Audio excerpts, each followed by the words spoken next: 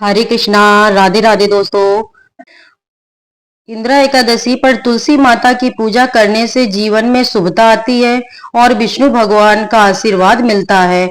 मानता है कि इस दिन तुलसी के पौधे पर जल चढ़ाना चाहिए और उनकी परिक्रमा करनी चाहिए। साथ ही घी का दीपक जलाना चाहिए और माँ तुलसी के 108 नामों का जाप करना चाहिए। इंदिरा एकादशी का व्रत बहुत शुभ माना जाता है। इस दिन करने वाले को वैकुंठ की प्राप्ति होती है और इस एकादशी में हमें कथा ये जरूर सुननी चाहिए कि सतयुग में इंद्रसेन नाम का एक राजा था जो महिष्मती नगरी में राज्य करता था। उसे सभी भौतिक सुख प्राप्त थे। एक दिन नारद मुनि राजा इंद्रसेन की सभा में उसके मृत पिता का संदेश लेकर पहुंचे। नारद जी ने राजा इंद्रसेन को बताया कि कुछ दिन पहले उनकी भेंट यमलोक में राजा के पिता से हुई। राजा के पिता ने नारद जी को यह कहा कि उनके जीवन काल में एकादशी का व्रत भंग हो गया था, जिस वजह से उन्हें अभी तक मुक्ति नहीं मिल पाई और वह यमलोक में भटक रहे हैं।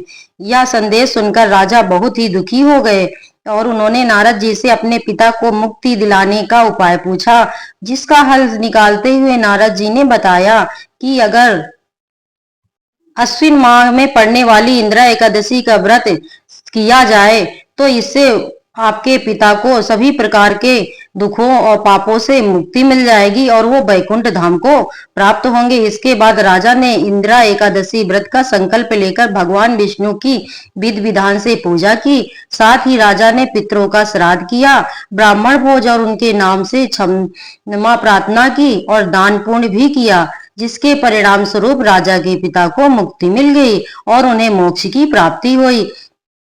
इंद्रसेन राजा भी मृत्यु के बाद बैकुंठ धाम को गए। यही वजह है कि लोग इस व्रत का पालन बड़ी श्रद्धा भाव से करते हैं और विष्णु भगवान की पूजा करते हैं और इंदिरा एकादशी का फल हमारे पितरों को भी प्राप्त होता है। इसलिए हमें पितृपक्ष में इंदिरा एकादशी का व्रत रखना चाहिए और कथा भी बड़ी श्रद्धा के साथ सुनना चाहिए, जिससे शालिग्राम भगवान की कृपा हमारे पितरों पर और हम पर होती है।